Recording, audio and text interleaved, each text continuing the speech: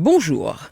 Si vos journaux s'accordent à rappeler que l'objectif ultime est la tenue le 6 mars prochain d'élections transparentes, crédibles, inclusives et surtout acceptées de tous, ils ont également choisi de faire le focus sur deux faits marquants, à savoir la signature du code de bonne conduite paraphé pour régir le jeu électoral et le lancement de l'opération de sécurisation baptisée PERV6. Il s'agit des grandes manœuvres des forces de l'ordre en vue de la sécurisation parfaite du processus électoral en Côte d'Ivoire.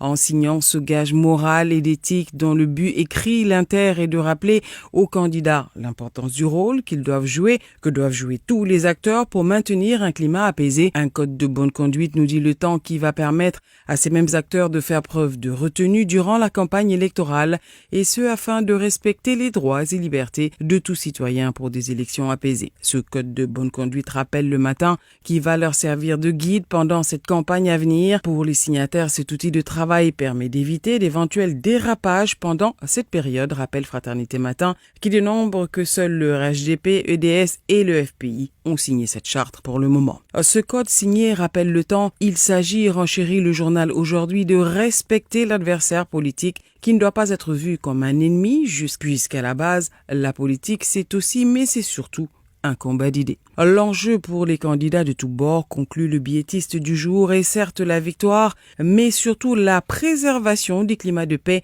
dans leurs localités respectives. Il s'agit de sortir des prochaines consultations sans aucun tué, aucun blessé, aucune route barrée, aucun commerce, ni voiture brûlée. Chacun devrait avoir à l'esprit pendant les joutes prochaines un seul mot, la paix. Dans la foulée, c'est demain, nous rappelle le mandat, que démarre la distribution des cartes d'électeurs, citant la commission électorale indépendante, une opération prévue s'achever le samedi 27 février. L'autre sujet qui cristallise l'attention, c'est comment garantir la sécurité des élections et empêcher les violences électorales. Le Patriote nous annonce que ce ne seront pas moins de 2000 policiers qui vont être déployés par jour pour sécuriser la campagne et les élections. Baptisé PERV6, précise Notre Voix, les forces de défense et de sécurité devront user de la fermeté pour permettre à tout le monde de pouvoir s'exprimer sans crainte, rappelle Soir Info.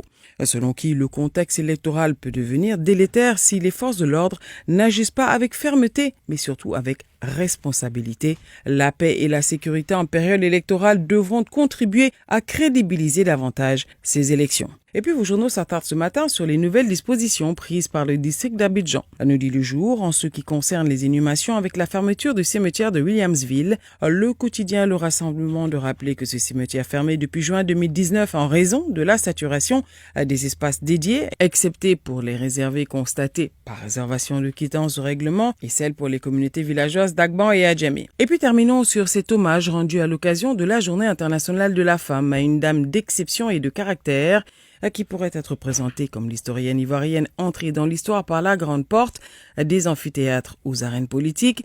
Il s'agit de la professeure Henriette Dagri Diabaté. À vos journaux et bonne lecture.